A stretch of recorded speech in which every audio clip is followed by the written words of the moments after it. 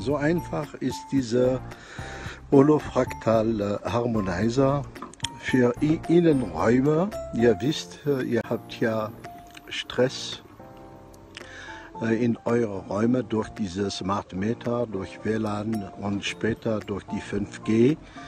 Und wenn ihr nach Hause kommt, ist es am besten, wenn man sich da erholen kann, besser sich in den Innenräumen aufhalten kann. Aber euer Nachbar hat WLAN unten, oben, überall.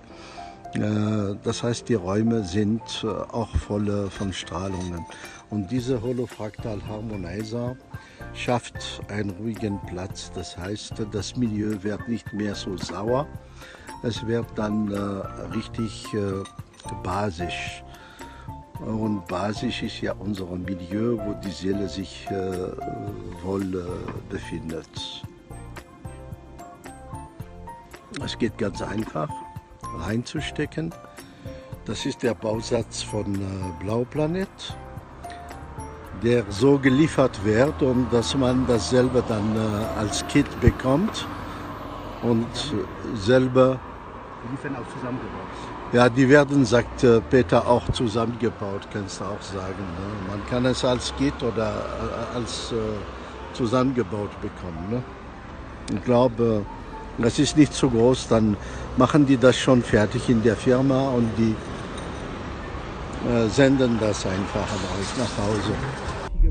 Jetzt wollte ich auch noch mal euch zeigen, wie dieser Holofraktal zu Ende gebaut wird. Wir sehen, die letzten Teile werden reingesteckt und Peter hat es geschafft. Eins noch. Na, noch eins, ja. Und 30 Stäbe. 30 Stäbe sind das. 12, Ja. 20 Verbände. Und dann hältst du das raus, wenn es fertig ist. Und die Sonne hier neben der anderen Anlage. Okay. Voilà.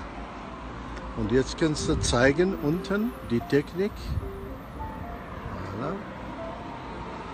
Das ist die Resonator. Aspirator. Das ist Spirale. Ja, voilà. Spirale ist bevor, ne? Ja, das ist der Holofraktal Harmonizer. Kannst du umdrehen? Langsam, so. So, ein bisschen drehen, damit die Leute das sehen. Ja. Okay. Können wir jetzt sehen, wie fertig ist.